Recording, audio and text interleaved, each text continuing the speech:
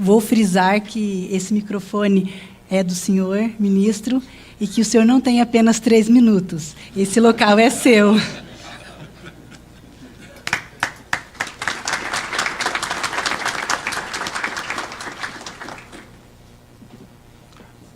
Senhoras e senhores, bom dia. Não serei breve. Mas antes de principiar, que me parece oportuna seja dita a comunicação que trago, quero agradecer aos presidentes Gilberto e Xisto, e especialmente o Gilberto Ferreira, por nos acolher aqui neste Tribunal Regional Eleitoral, uma acolhida a qual se irmana o Tribunal de Justiça do Estado do Paraná e que já tem como precedente auspicioso e de sucesso o evento realizado no Tribunal Regional Eleitoral de São Paulo, desembargador Calduro Padim, que aqui se encontra presente. Saúdo, portanto, todos os presentes, governador Pessutti, todos os que aqui se encontram. E, de modo especial, quero me permitir fazer uma pequena digressão inicial. O desembargador Tito me fez lembrar de circunstâncias que, obviamente, estão no drive mental da memória, em algum lugar que todos nós guardamos. E agradeço a sensibilidade de ter trazido esta memória, porque se conhecer o passado é, de algum modo, libertar-se. Quem não conhece o passado não tem raízes e desliza sobre o imaginário do presente. E agradeço imensamente. A escolha da música do Ari Barroso me trouxe outra lembrança de 44 anos atrás, quando, jovem, fui convidado pelo então prefeito da cidade de Toledo, Wilson Carlos Kuhn, que depois foi conselheiro da Ordem dos Advogados do Brasil, para integrar o Conselho Municipal de Cultura. E na abertura da sessão de posse, há 44 anos atrás, nós ouvimos o mulato insoneiro e a mulata cestrosa, mostrando o quanto plural é o Brasil e o quanto de caminho nós ainda temos a andar. E a banda que se apresentou fora da pauta, eu tenho certeza que se aqui fosse fazer uma pesquisa com toda a acurácia possível, esta seria a pauta, e não, quem sabe, o que vou lhes dizer agora dentro da pauta, de modo que meus cumprimentos também pela sensibilidade que aqui se evidenciou. Pretendo, em alguns minutos, me deter sobre um tripé que explicita o sentido desse evento e o contexto desse evento na Justiça Eleitoral, no Poder Judiciário e no tempo brasileiro do presente. E, por isso, o tripé trata da Justiça Eleitoral, da questão da corrupção e da democracia. Começo citando o que disse em 2001 o então presidente George W. Bush, e cito: ou vocês estão de nosso lado ou estão contra nós, disse ele ao referir-se ao trabalho da Organização das Nações Unidas. Essa informação está numa obra imprescindível para o Brasil.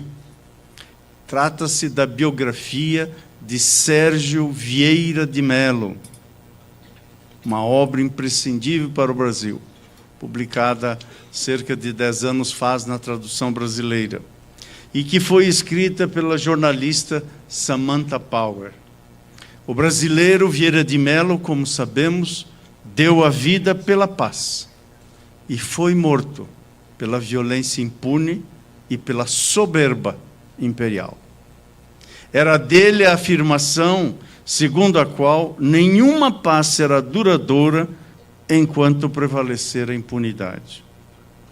sabiam, por isso, as suas razões, a defesa do Tribunal Penal Internacional. Sabiam as suas razões.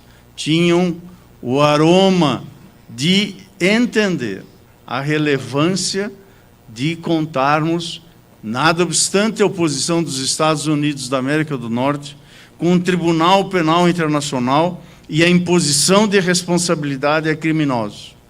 Por isso, Vieira de Mello não se acompliciou com genocidas ou com mentes totalitárias, nem com populistas de ocasião. Teve o ousio de tratar de questões de direitos humanos espinhosas daquele momento. Era um brasileiro intimorato, sem receio de diálogo franco e honesto. Do Alto Comissariado das Nações Unidas para os Direitos Humanos, ao encontro que teve em 5 de março de 2003 com o presidente norte-americano, foram poucos meses na vida de Vieira de Mello. E daí também, apenas mais 5 meses após a invasão do Iraque, liderada pelos Estados Unidos, e lá, no mês de agosto, ele se foi. Ele sabia demais, escreveu Samantha Power. Sabia dos interesses os mais diversos e contraditórios. Sabia dos grupos armados e sabia dos poderosos. Mas ele guardava uma chama do idealismo para combater as injustiças. E era-lhe mais que suficiente essa chama, pois ele não tinha ilusões, nem sobre o presidente Bush, nem sobre a própria ONU, cujos funcionários teriam vazado informações para facilitar o bombardeio norte-americano no Iraque. A ditadura militar no Brasil fez da primavera de 1969 o outono da vida diplomática do pai de Sérgio, o diplomata Arnaldo Vieira de Mello. Sérgio, então, se fez na vida, no sereno do mundo e nos estudos. Ninguém se apropriou dele, a não ser o sentido maior da própria vida. Se fez um cidadão do mundo, pôs em prática o que escreveu na tese de seu doutoramento ao defender o conceito de civitas máxima. É, em meu modo de ver, uma lição muito oportuna para os dias presentes do Brasil. Vivemos o tempo dos bipolares de ocasião. Cada um relembra Chantal Mouffe. Cada um está convencido que o direito e a razão estão de seu lado. O dissenso e a diferença foram substituídos por uma outra relação. O dissenso e a diferença foram substituídos pela relação amigo-inimigo. Quem, a qualquer custo ou preço, está de seu lado, merece a epifania. Quem assim não se porta é arremessado à lata de lixo da história.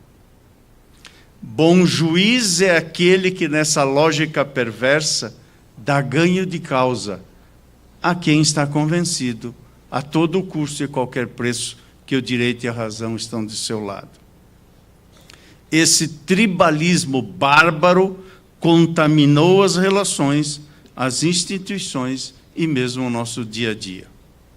Precisamos sair desse atoleiro simplificador e plebiscitário. Eis a importância deste evento e desta data.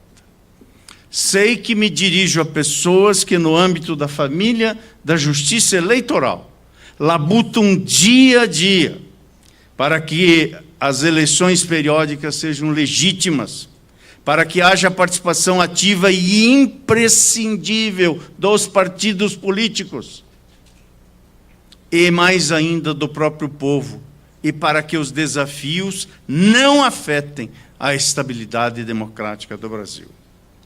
Vejamos os desafios que nos esperam à luz dos dados disponíveis das últimas eleições municipais.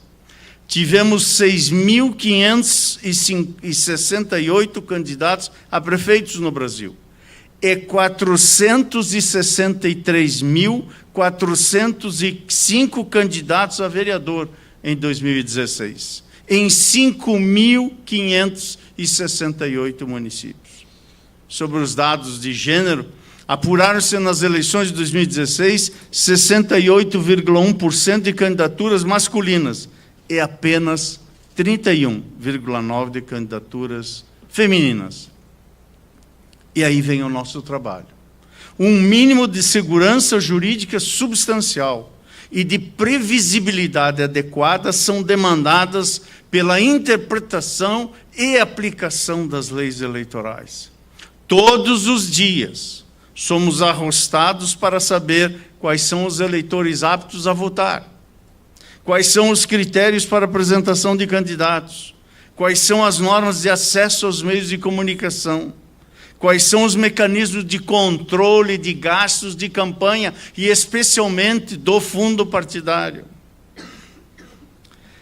Quais são as sanções a essa burla perversa que tem sido levada a efeito contra o incentivo e apoio à mandatória e imprescindível participação política das mulheres. Eis alguns dos desafios que nos esperam para as eleições do próximo ano. Desafios que batem as portas e revelam permanente repto de confiança que deve ininterruptamente ser enfrentados por juízes jurisdicionados perante a Justiça Eleitoral. Por isso, na abertura deste evento, a primeira palavra é enaltecer o Tribunal Regional Eleitoral do Paraná, que é exemplo dos tribunais do Rio de Janeiro e de São Paulo, acolheram o desdobramento dos trabalhos para fins de sistematização das normas eleitorais. Meu especial agradecimento ao presidente Gilberto Ferreira, em nome de quem expresso gratidão como coordenador desse grupo de trabalho no Tribunal Superior Eleitoral, que permeia o Brasil formal, que precisa aurir conhecimento e experiência com o Brasil real, fora dos gabinetes. Meus agradecimentos também aos eminentes ministros Og Fernandes, Tarcísio Vieira de Carvalho Neto e Carlos Horbach. Agradeço aos diversos coordenadores dos eixos temáticos, pessoas fenomenais que se apresentaram para nos auxiliar nesse trabalho, oriundos dos mais distintos e abalizados segmentos da Justiça Eleitoral, da comunidade acadêmica, do Ministério Público Eleitoral, da briosa advocacia eleitoralista. Especial agradecimento à Escola Judiciária Eleitoral, na pessoa de seu coordenador nacional, o professor Flávio Pansieri. À professora Poliana, que aqui se encontra, Poliana Pereira dos Santos, e ao juiz Nicolau Conque Júnior, que integram o nosso gabinete no Tribunal Superior Eleitoral, a minha gratidão. Deram-me pés para andar nessa matéria. Hoje, neste evento, finalizaremos a segunda etapa da tríplice cronologia que nós nos propusemos a levar a efeito sobre essa sistematização. Começamos em fevereiro e vamos encerrar no dia 30 de setembro, quando entregarei o resultado do trabalho à presidente Rosa Weber às 18 horas, como já agendado. Por isso, almejo tenhamos aqui uma profícua jornada de afazeres. E para começar os trabalhos, até este momento estava fazendo a introdução, para começar os trabalhos, irei dissecar, presidente Gilberto, 4 questões que me parecem relevantes serem postas no conjunto desses afazeres. Eis a primeira que desejo tratar. Falemos um pouco das nossas 3 décadas da Constituição de 88. Para ser justo com o texto constitucional, é preciso reconhecer que, a despeito de suas emendas, que, de modo quiçá surreal, já ultrapassaram a centena, a Constituição ainda assim foi e tem sido capaz de enfrentar os maiores desafios à estabilidade institucional do país, sejam desafios oriundos de causas políticas, sejam de causas econômicas. Crise institucional não nos faltou nesses 30 anos. Vamos a alguns exemplos. Ainda debutando na implementação de suas promessas, a primeira eleição direta para presidente da República, após o período de exceção, desembocou em renúncia do presidente da República em meio a um processo de impeachment, com o país governado sucessivamente por vice-presidentes. Questionava-se até mesmo o modelo político ideal para o Brasil. No entanto, verificou-se nas eleições seguintes um quadro político mais estável, talvez em grande parte tributário de uma estabilidade econômica com o estancamento da hiperinflação, com 2 presidentes eleitos cumprindo seus mandatos. Não tardou, porém, para que essa trajetória de estabilidade sofresse nova solução de continuidade, com mais um processo de impeachment, dessa vez concluído com o controvertido afastamento da primeira mulher eleita presidente do Brasil. Entre mentes, o quadro de instabilidade institucional. No mesmo período, destacam-se os sucessivos escândalos de corrupção, dentre outros, pelas cognominações midiáticas que receberam, e cito-as, tal como ficaram conhecidos: esquema PC Farias, anões do orçamento, mensalão, Lava Jato com seus inúmeros dobramentos, entre dezenas de outros, que desafiaram a confiança do eleitor no sistema democrático. Isso nos leva a uma primeira interrogação. A arquitetura política do país, que adotou um presidencialismo de coalizão, combinado com pluripartidarismo, que não tem sido capaz de garantir a governabilidade, passa a ser ele mesmo um indutor privilegiado de crises sucessivas? A resposta não deixa de ser, ao menos em parte, sem maior erro, afirmativa. Aliado a tudo isso, observa-se um crescimento acentuado da complexidade típica de uma sociedade cada vez mais plural. A emergência de novos sujeitos sociais, existentes no passado, mas até então invisíveis ao direito, e a necessidade de acomodação e convivência das mais diversas visões de mundo deram nascimento a demandas que começaram a escapar aos meios de solução tradicional do direito. Com a emergência dessas novas vozes, o esquema cômodo e simples da subsunção dos fatos à norma já não era mais capaz de dar resposta às questões daí provenientes. Distantes da solução do tudo ou nada, essas demandas que assumem cada vez mais a forma de reivindicações geraram um resultado mais que previsível. Expuseram o Poder Judiciário à legítima crítica social. Afinal, decisões pautadas pela maximização de direitos estão mais suscetíveis ao juízo de contingência e, por consequência, à recriminação. Reações às decisões judiciais passam a ser, como são hoje, cada vez mais recorrentes, amplificando o manancial de instabilidade. Esses momentos, que já foram designados pelo professor José Rodrigo Rodrigues como momentos de alta voltagem política, esses momentos de alta voltagem e certo esgarçamento da textura democrática alcançaram e alcançam o seu ápice no período eleitoral. E é por isso que a justiça eleitoral, tal como uma represa, de quando em quando abre as suas comportas. É nessa etapa que as forças políticas se entrechocam e reclamam um árbitro neutro, imparcial, que seja capaz de legitimar o resultado da vontade popular.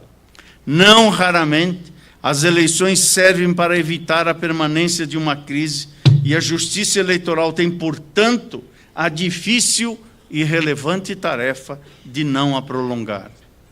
Eis aqui o papel da justiça em geral e da justiça eleitoral de modo especial. Evitar a criminalização da política. Evitar a criminalização da política ao estabelecer a diferença entre punir os ilícitos cometidos no exercício da política e tomar a política como atividade criminosa. Não há democracia sem política e, portanto, criminosa não pode ser a política. Parlamentares, sim, cometem ilícitos e devem ser punidos, mas as instituições precisam ser preservadas. Juízes também cometem ilícitos e devem ser punidos, mas as instituições precisam ser preservadas. E assim se aplica a todos os atores dos poderes e das instituições brasileiras, incluindo o Ministério Público e a administração pública. Ninguém está acima da lei, nem mesmo o legislador, nem o julgador, e muito menos o acusador. Na perspectiva das eleições de 2020, é importante sublinhar que quem ama a democracia, ama, como escreveu Adam Pravorsky, ama um grau, uma densidade de incerteza, porque a crise é íncita às democracias, de modo que sua existência não implica necessariamente um abalo à normalidade democrática. E sem ingressar na rica discussão entre os defensores do consenso na política, como está nas obras de John Rawls e Jürgen Habermas, ou de seu caráter agonístico, como escreveu a importante pensadora Chantal Mouffe, na superação do denominado antagonismo político, é certo que a democracia se revela no conflito. Afinal, a democracia só faz sentido no político e é inescapável que dela faça parte a luta pela conquista do poder. O que se exige para a sua preservação é a manutenção de consensos mínimos, que Giovanni Sartori identifica como sendo os seguintes três. Primeiro, os valores últimos compartilhados por uma comunidade, vale dizer, o nosso sistema de crenças. É por isso que é preciso ter fé constitucional.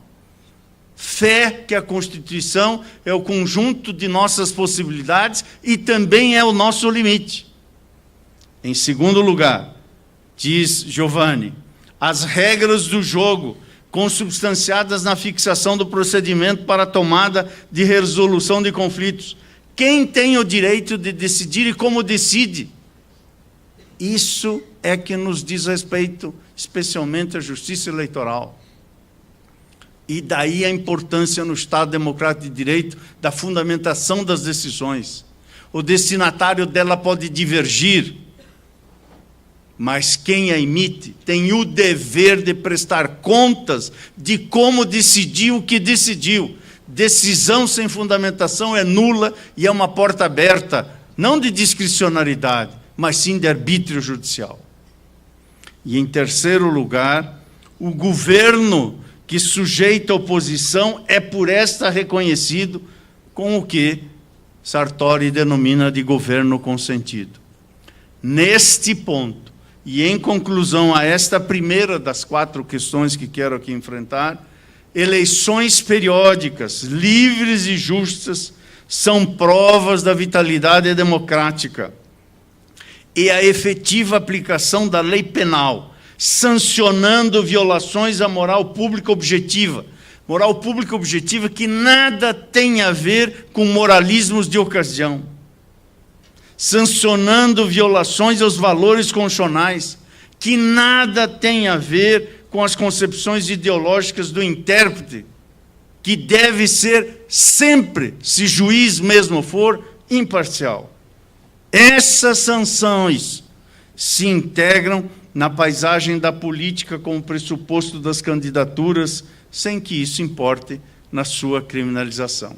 Assim, em 2020, bem como nas demais eleições que sucederão, a cidadania eleitoral, após o exame de propostas e quadros partidários, terá a oportunidade de desenhar com suas escolhas os limites e as possibilidades da gestão pública que se almeja ter.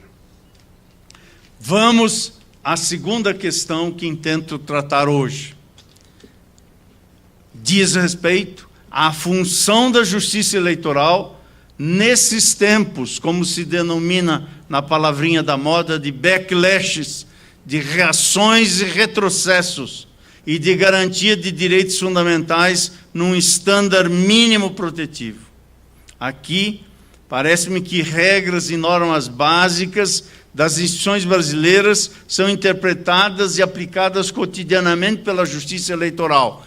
E temos um desafio: dar previsibilidade e estabilidade às dimensões hermenêuticas dessa tarefa. Por isso, esse grupo de trabalho que criamos em fevereiro, por delegação da presidente ministra Rosa Weber, a portaria 115 de 13 de fevereiro de 2019, teve e tem, por isso mesmo, como propósito, identificar eventuais conflitos nas normas eleitorais vigentes e propor sua sistematização. Não há pretensão de inovação legislativa. Trata-se somente de contribuir na administração e regulamentação infralegal dos procedimentos eleitorais. Reitero aqui o que assentei ao começo do ano, ao início dos nossos afazeres. Orientamo-nos por um método informado pelas premissas do diálogo construtivo entre conhecimento e experiência, pressupondo a contribuição indispensável de todos e cada um que compõem o universo da justiça eleitoral brasileira. É uma tarefa modesta, reconheço, quando se pensa nas pretensões legítimas e necessárias da reforma eleitoral. Mas, por outro lado, é de extrema relevância para a afirmação das regras do jogo eleitoral. E é preciso levar a sério essa legítima concepção e essa competição. Para isso, as regras que fixam os limites das ações de cada ator do processo eleitoral exercem um papel central. E uma qualidade desse sistema de regras deve ser a certeza. Ainda que o direito seja linguagem e que a marca típica da linguagem seja a sua textura aberta, a redução das incertezas é um dever, principalmente daquilo que merece o nome de jurisprudência. Em uma campanha eleitoral, por exemplo, é plausível que os candidatos tenham dúvida quanto à melhor estratégia para conquistar a afinidade do eleitor. Mas os candidatos não podem ter dúvidas quanto aos limites normativos das estratégias possíveis. Assim, ao lado de sua estabilidade, faz-se necessário garantir sua persistência semântica, a fim de firmarem-se as expectativas e as condutas dos atores sociais, definindo o que é correto e racional dentro do jogo. E é preciso que as instituições atuem, nomeadamente a Justiça Eleitoral atue, de modo a promover a contenção das incertezas. E uma das formas de realizar esse ideal de segurança jurídica é compor um quadro hermenêutico duradouro entre os sentidos que os contendores atribuem, o que somente será possível a partir de uma solidificação normativa apta a viabilizar a previsibilidade dos precedentes. Essa é a proposta desse trabalho. Por intermédio da cooperação, assegurar consensos mínimos acordados pelos atores da política, respeitadas as pluralidades de concepções e as normas eleitorais vigentes a partir do filtro da Constituição da República de 1988. Esse não é um trabalho insular. Aliás, o mundo contemporâneo já não mais tolera a ideia de um demiurgo que seja capaz de tudo organizar. Como sabemos de trágicas experiências históricas, ninguém deve estar acima das instituições, nem reclamar para si a exclusiva representação do povo. A sociedade reclama legitimidade que se revela pela mais ampla participação, via representação ou via soberania popular direta, como há, por exemplo, entre nós no plebiscito e no referendo. A jurisdição, nós os juízes, a jurisdição não faz, a jurisdição não pode e a jurisdição não deve fazer escolhas políticas. Juiz imparcial não oferece, nem recebe contraprestações. Na política, a democracia tem o seu caminho, que é o da soberania popular, que deve ser respeitada. Por isso, a nossa tarefa se traduz, em grande medida, em autocontenção e limites. O juiz, antes de tudo, é juiz de si mesmo. Autocontenção e limites.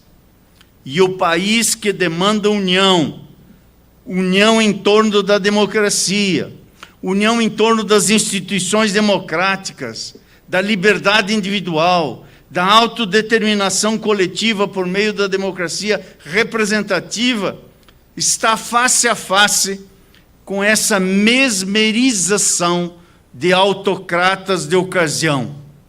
Por isso, a obra da Justiça Eleitoral de 2020 e de 2022 que nos esperam, porque esta obra carrega o selo do compromisso com a democracia de todos e de cada um, dentro das regras do jogo, sob a legalidade constitucional, e que cada um possa chamar de sua a tarefa de preservar a democracia, a normalidade e a legitimidade das eleições e compartilhar um futuro que dê respostas adequadas às interrogações do presente.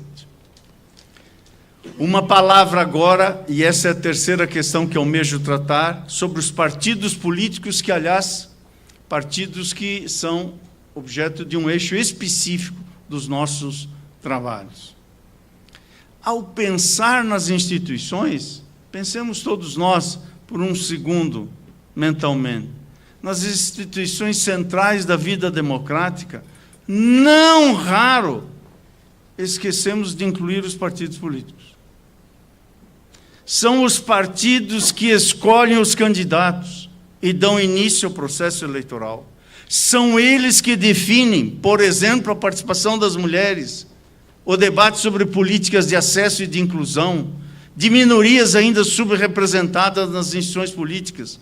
São os partidos que mais se aproximam dos eleitores nos inúmeros e milhares de rincões do país. São os partidos, não massas destituídas de institucionalidade, que funcionam como inconsciente coletivo e, como a história mostra, são combustível para fascismo de ocasião. O esquecimento sobre a imprescindibilidade do pluralismo partidário talvez possa ser compreendido pelo fato de que, curiosamente, o legislador constituinte fez poucas referências em relação a outras matérias, fez poucas referências aos partidos no texto constitucional. Assenta sua autonomia e a sua natureza privada.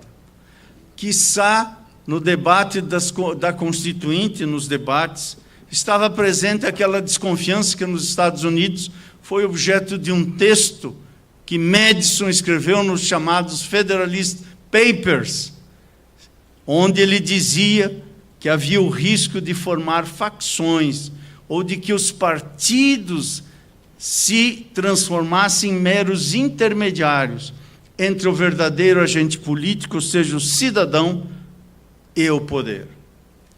E entre nós emergia o sonho da democracia direta, alimentada pelo online, contribuindo para que o papel desse ator essencial, que é o partido político, ficasse em segundo plano.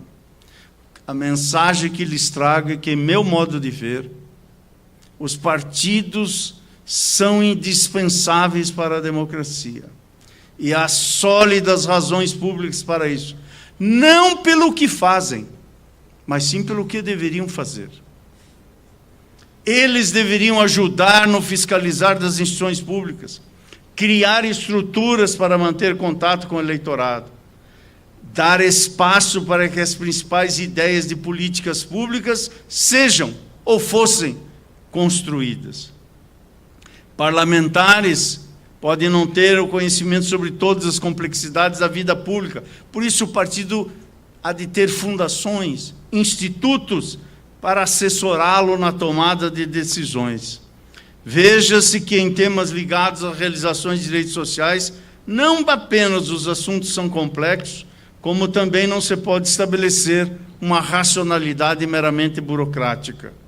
Imperam em muitos temas os chamados desacordos morais razoáveis.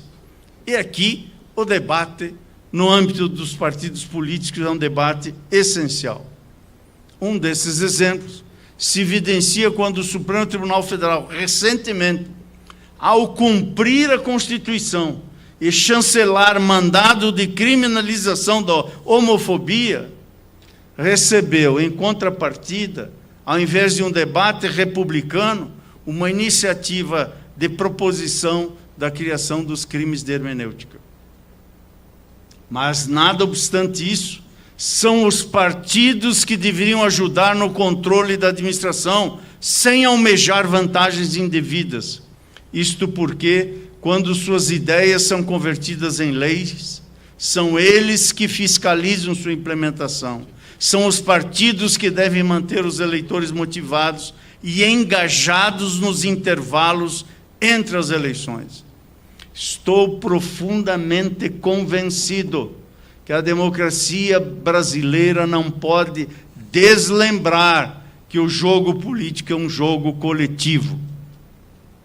Que nós não nos esqueçamos do papel de cada uma dessas instituições na consolidação da democracia brasileira. E não apenas dos partidos, como também a função imprescindível da liberdade de pensamento, da liberdade de expressão, da liberdade de comunicação. A liberdade somente se protege com mais liberdade. Nenhuma regra sobre as denominadas fake news pode abrir a menor brecha à censura ou à democracia. E, portanto, esta terceira quadra de reflexão diz respeito à essencialidade dessas instituições. Para finalizar, trato da quarta e última questão que reputo vital para a democracia brasileira, que é o papel do judiciário, especialmente de cortes superiores, como o Tribunal Superior Eleitoral e o Supremo Tribunal Federal. Alguns poderiam pensar que a missão de preservar a Constituição é exclusivamente atribuída ao Supremo Tribunal Federal. Não é. E se for, é uma visão equivocada. Não é o Supremo que detém a última palavra sobre o projeto da Constituição. Tanto assim que é o Congresso, o Parlamento, que pode emendá-lo e alterá-lo. O tribunal é, no máximo, copartícipe da tarefa de distribuir confiança nas instituições. E este me parece o X da questão. Confiar ou não nas nossas instituições. Em linguagem jurídica, no âmbito das cortes superiores, especialmente do Supremo, costumamos expressar decisões como margem de discricionariedade, autonomia, competência, prerrogativas, controle de constitucionalidade ou de legalidade, entre outras. Ao utilizar essa linguagem, e somente quando a utiliza, fala o Supremo por último. Mas é somente quando falamos da linguagem jurídica. Daí porque criar respostas meramente punitivas em lugar do constitucionalismo dialógico, dar espaço ao direito penal, quando o Poder Judiciário exerce legitimamente e dentro da Constituição o seu papel contramajoritário, é dar um passo a um abismo que é próprio de regimes totalitários. No mesmo discurso de promulgação da Constituição, há um pedaço que, infelizmente, não entrou para a história. Há um pedaço do discurso de Ulisses Guimarães que, infelizmente, não entrou para a história, mas me permito ler 5 linhas.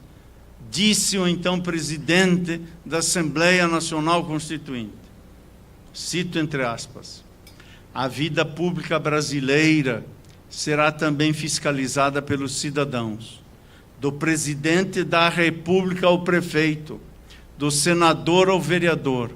A moral é o cerne da pátria.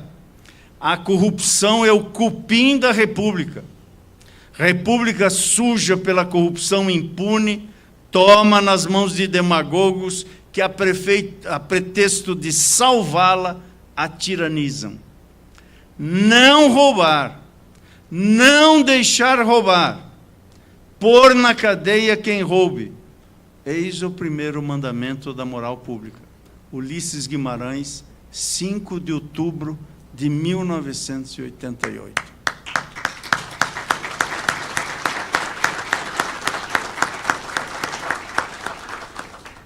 Naquele momento e após, quando da aprovação da Constituição, poucos eram os recursos de que dispunham as autoridades públicas para fiscalizar e combater a corrupção. Mas esse desafio teve respostas. E essas respostas são bem ilustradas pela cooperação entre diversas instituições brasileiras. Avançamos nesse campo sem dúvida alguma. Logo, em 1991, 3 anos após a promulgação da Carta, o Brasil ratificou a Convenção contra o Tráfico Ilícito de Entorpecentes, que exige dos Estados a criminalização da lavagem de dinheiro. E, a fim de cumprir esse compromisso assumido, o Congresso brasileiro aprovou a Lei 9.613 em 97, que criou o tipo de lavagem de dinheiro. Em 2006, o Brasil ratifica a Convenção de Combate à Corrupção. Novas leis são aprovadas e até mesmo a legislação de lavagem de dinheiro é aprimorada. Em cada um desses movimentos, o que fez o Congresso Nacional? Concedeu maiores poderes para que o Ministério Público e a Polícia Federal possam fiscalizar, assim como limitaram os direitos dos recursos que os condenados podem dispor. Muitos desses avanços legislativos se devem a louváveis iniciativas, especialmente de 2 presidentes da República legitimamente eleitos após 1988 e que ambos cumpriram seus mandatos. E a cada um desses passos, o Supremo Tribunal Federal foi chamado a responder sobre os limites e, portanto, sobre a confiança que o processo criminal depositava em cada uma dessas instituições. Seguindo parâmetros expressos em linguagem jurídica, o que fez o Supremo nessas 3 décadas? Fixou as hipóteses em que a investigação do Ministério Público pode ocorrer. Fixou os casos em que a Polícia Federal pode celebrar termos de colaboração premiada. Fixou o alcance do direito dos acusados, como também do direito à presunção de inocência. Evidente que há divergência. Havia antes de 88, houve durante a Constituinte e há ainda agora na interpretação da Constituição. E é por isso que vivemos numa democracia. É indisputável que injustiças podem ter sido cometidas e que devem ser, em cada caso, nas particularidades dos fatos concretos, reparadas, se houverem. É certo também que as respostas, sem dúvida, nunca foram ou serão satisfatórias para todos. Há, por exemplo, os que gostariam agora de ver menos poderes para as polícias, menos competência para o Ministério Público. A minha aposta, como juiz constitucional, é num Brasil fiel à Constituição. Num Brasil que não tem receio de prestar contas, que não tem receio à exposição pública das ideias, às críticas e aos debates. Tenho fé constitucional, mas de olhos abertos e ouvidos atentos àqueles que pregam a diluição das instituições, que não se confunde com divergências pontuais que podem, e em juízos colegiados, devem ocorrer. Pode haver dúvidas, por exemplo, quanto à extensão dos limites que devem ser impostos à atuação das instituições. É certo, porém, que o que mantém a democracia viva é a pluralidade de instituições confiáveis que juntas materializam o projeto constitucional. Por isso, a tarefa de um juiz no Tribunal Superior Eleitoral ou no Supremo Tribunal Federal é, a rigor, a de ser apenas um voto, dentre outros que formam uma única instituição num conjunto ainda maior de instituições. Mas juiz algum está, como disse e reitero, acima da lei. Juiz algum tem uma Constituição para chamar de sua. Juiz algum tem o direito, a prerrogativa de fazer de seu ofício uma agenda pessoal ou ideológica. Se o fizer, dentro ou fora da Suprema Corte, dentro de qualquer instância do Poder Judiciário, há de submeter-se ao escrutínio da verificação. Igual proceder se aplica ao Ministério Público, igual proceder não pode ser diferente na advocacia, na defensoria, nas procuradorias, nas carreiras públicas, como também há de ser na sociedade.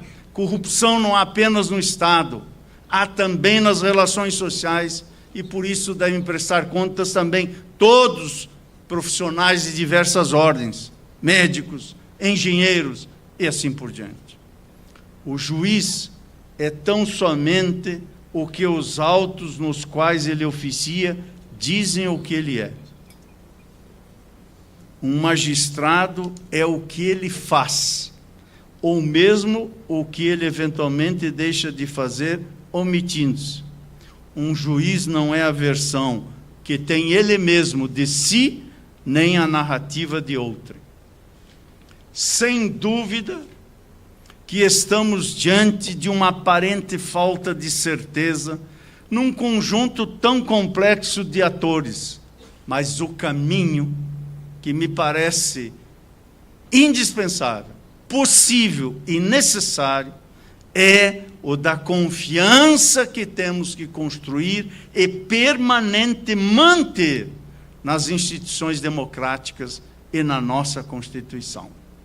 E é em nome dessa confiança que as escolhas mais cedo ou mais tarde recaem sobre modelos de Estado que aprofundam a consolidação de 88 para cá da jovem democracia brasileira. O futuro dirá tanto de nossos erros quanto de nossos acertos. Ninguém passará incólume ao testamento da própria consciência e da própria história. E para concluir, exalto o caráter de resiliência de nossa Constituição ao enfrentar tantas e tão variadas crises. Indico, com algum senso de crítica construtiva, que devemos debater o modelo político brasileiro, um presidencialismo de coalização e um pluripartidarismo hipertrofiado. ressalto a complexidade das novas demandas em uma sociedade plural. E não podemos deixar de inserir o próprio Poder Judiciário no mapa dessa crise. Tenhamos presente, especialmente agora, com o elastecimento dos afazeres da Justiça Eleitoral. Vencido, não convencido, mas essa foi a definição que se tomou, o elastecimento das atribuições da Justiça Eleitoral. Punir corruptos e corruptores não é uma tarefa que se faz apenas dentro do Estado, mas passa por trabalhos importantes que põem em xeque o modo de viver e de estar em sociedade, o modo de fazer política no Brasil, especialmente quanto ao financiamento das campanhas. Assim o fez a importante lei da ficha limpa e sua legítima pretensão de moralização política. Por fim, ressalvo o risco reiterando. Entendo que para a democracia é um passo ao precipício criminalizar a política. A repressão deve ser ao crime e aos delinquentes, assegurando por evidente as devidas garantias constitucionais do direito de defesa e da ampla produção probatória. Mas também será um risco para a democracia se consentirmos com a impunidade, se seccionarmos a corrupção a segmentos seletivos e se deixarmos de compreender que também há corrupção real na falta de escolas, na falta de saúde pública, de infraestrutura e de tudo o que faz um país merecer o nome de nação aberta, plural e inclusiva. Por isso, sistematização das normas eleitorais para nos auxiliar nas eleições de 2020. Pode ser um grão de areia, mas cada um carregando o seu, a nossa cara pode ser imensa e importante. Claro que são evidentes as dificuldades de controle das eleições municipais em um país continental, ao lado da emergência da desinformação ou das denominadas fake news. Mas erram aqueles que imaginam que a Justiça Eleitoral adotará qualquer providência para manietar a imprensa. Ao contrário, a liberdade de expressão e de comunicação se realizam no pensamento plenamente livre. E esse é o nosso mantra. Para os problemas da liberdade, mais liberdade. Eis um conjunto de desafios que devem, quiçá, desenhar nas escolhas políticas e nos nossos debates para um possível futuro. Resistir a uma persistente elite do atraso, suplantando-a, pois foi por aí que se contaminaram os partidos políticos, inclusive aqueles de corte programático e de nitidez ideológica, e assim aqueceram por ações ou omissões com a perniciosa captura do melhor dos sonhos de uma geração. Resistir às massas de manobra, resistir aos arautos da quebra constitucional, resistir ao verniz da liberdade que tem sido usado para esconder a essência do arbítrio, resistir aos retrocessos éticos e jurídicos, enfrentar o patrimonialismo que ainda une a corrupção real à exclusão social e econômica, ao modelo que esbulha marginalizados de patamares mínimos, dignos de vida, que exclui mulheres e homens de trabalho digno, que exclui da sua vivência plural, povos indígenas, direitos emancipatórios das mulheres, das crianças e dos adolescentes, iniciativas empreendedoras de emprego e de produção de renda. E resistir à elevação do sistema punitivo estatal como lenitivo para todos os males. Nada obstante, é fundamental que também se aplique o sistema punitivo estatal na sua legitimidade e nos seus limites constitucionais. não roubar e não deixar roubar, como disse Ulisses Guimarães. O futuro, presidente Gilberto, e falo da nossa geração, a olhar para os seus e os meus cabelos brancos, já um pouquinho destelhados pelo passar do tempo, o futuro não nos absolverá se cruzarmos os braços, se a justiça se encastelar longe do povo e se os juízes se situarem fora dos marcos constitucionais.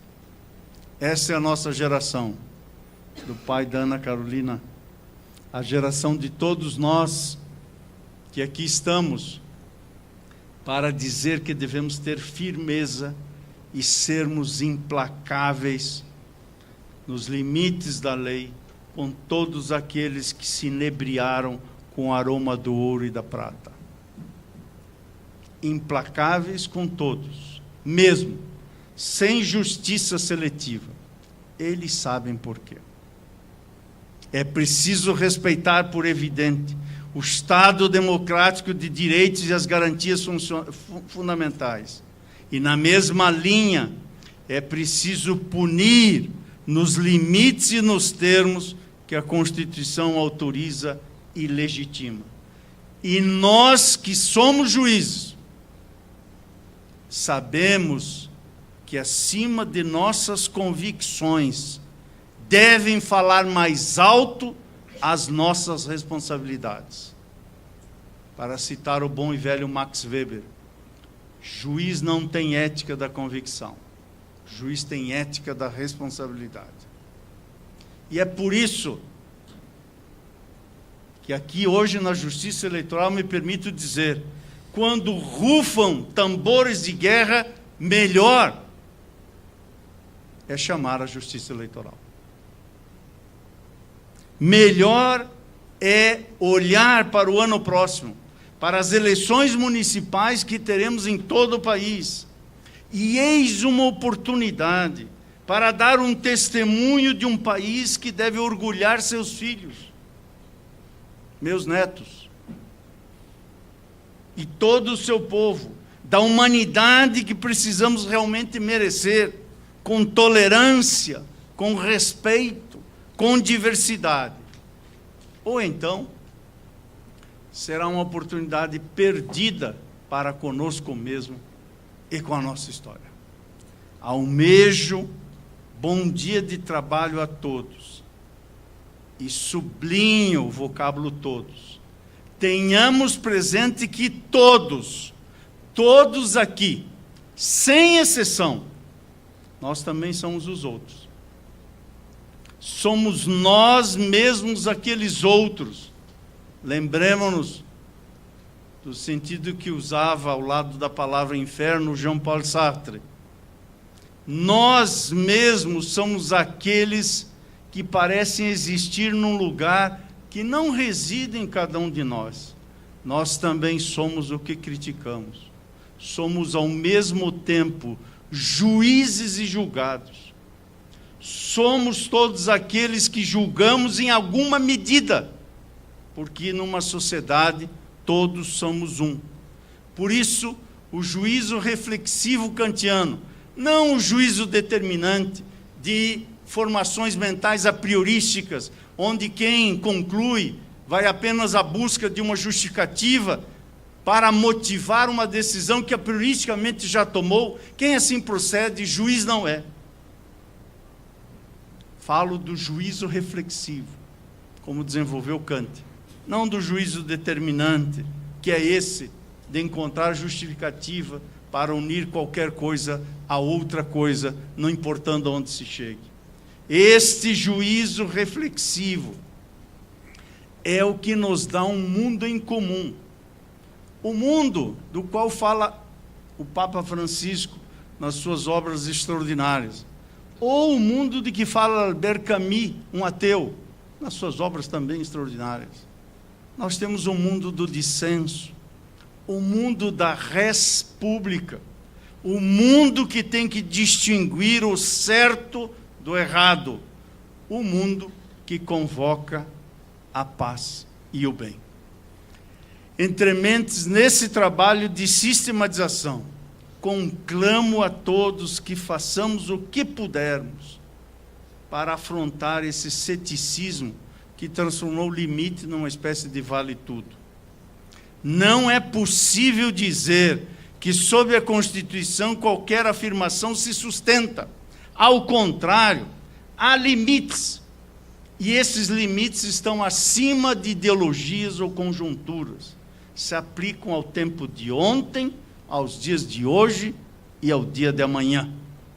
E não é necessário ter aquilo que Platão escrevia, dizendo que para acessar a esse estágio de conhecimento, precisaria-se ter uma natureza nobre.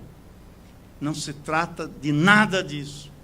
Para acessar esse estágio, basta ter caráter, o agir consciente e ação constante, manter acesa a chama que nos vocaciona a dizer, como todos nós estamos dizendo aqui nesse momento, sim, presente, aqui estamos para fazer a nossa parte. É isso mesmo que nos espera, inventar o futuro. Essa é uma expressão usada por Sérgio Vieira de Mello e que é reproduzida na biografia que eu mencionei ao começo.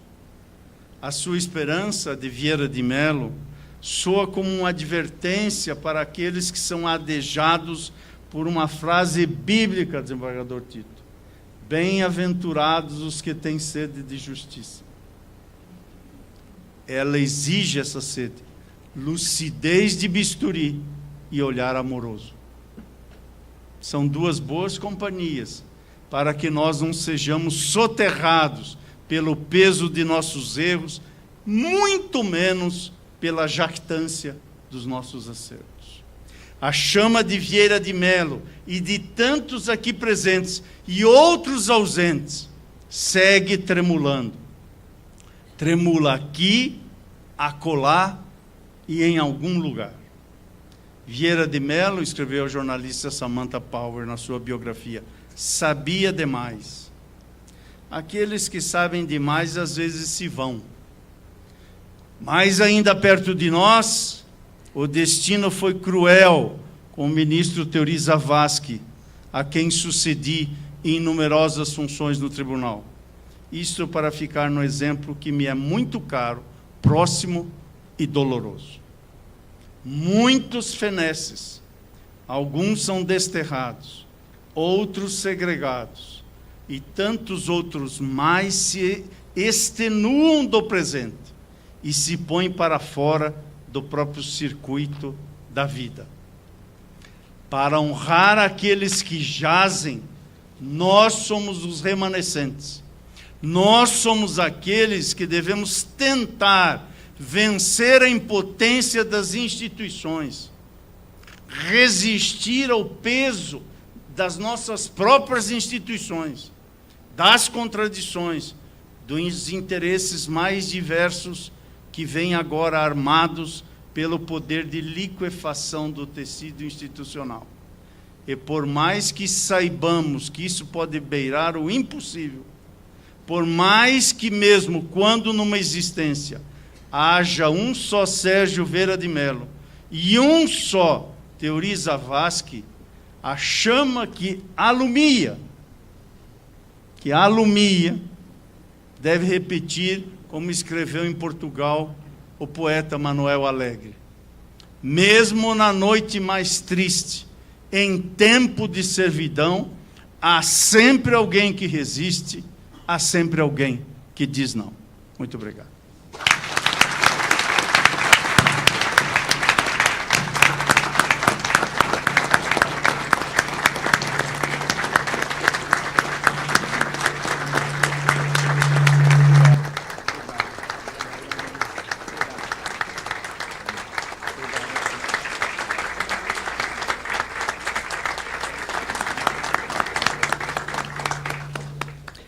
Considerando o horário, damos por encerrada a primeira etapa do evento Diálogos Regionais para a Construção da Sistematização das Normas Eleitorais.